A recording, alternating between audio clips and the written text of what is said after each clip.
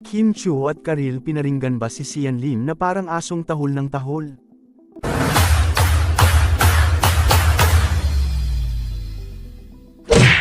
Sa katatapos lamang na episode ng It's Showtime ngayong araw, marami ang nagulantang at kinilig, lalo na ang mga tagahanga ng tambalang Kim Pao sa bahagi ng showing Bulilit. Bagamat wala si Meme Vice, hindi pa rin nawawala ang kulitan at asaran kay Kim Chiu. Mayroong isang segment kung saan ipinapahula ang pangalan ng mga pelikula, at walang mintis na si Kim ang makatama ng tamang sagot. Halimbawa na lang nito ang pagbanggit niya ng pelikulang You Changed My Life, na agad namang nagdulot ng kalokohan mula sa mga kasama sa programa. Sa kabila nito, tila may pahiwatig din ang ilang komento patungkol sa isang taong kahol ng kahol, na tila'y may kinalaman sa dating kasintahan ni Kim na si Sian Lim. Bagamat hindi direktang binanggit ang pangalan, marami ang nakakonekta sa mga binitiwang salita ni Sian matapos ang kanilang paghihiwalay.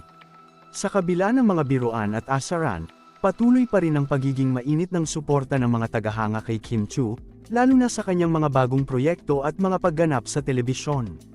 Hindi maitatanggi ang patuloy na pagkakaroon ng tensyon sa pagitan ng ilan sa mga personalidad sa industriya, ngunit bahagi ito ng likas na kompetisyon at entertainment sa showbiz. Ang ganitong mga pangyayari sa It's Showtime ay patunay lamang na patuloy pa rin ang pagiging paborito ng mga manunood sa mga programa ng tanghali.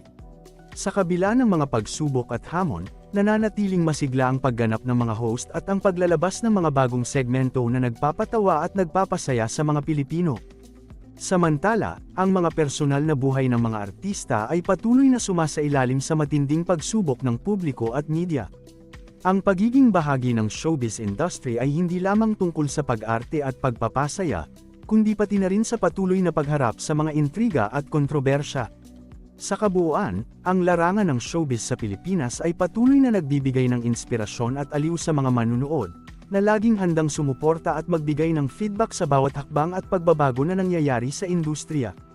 Ang pagiging bahagi ng ganitong uri ng entertainment ay patunay na ang kultura ng showbiz sa Pilipinas ay patuloy na umaangat at nag-aalok ng mga bagong oportunidad at pagkakataon para sa mga nagpapakitang gilas na mga talento at personalidad.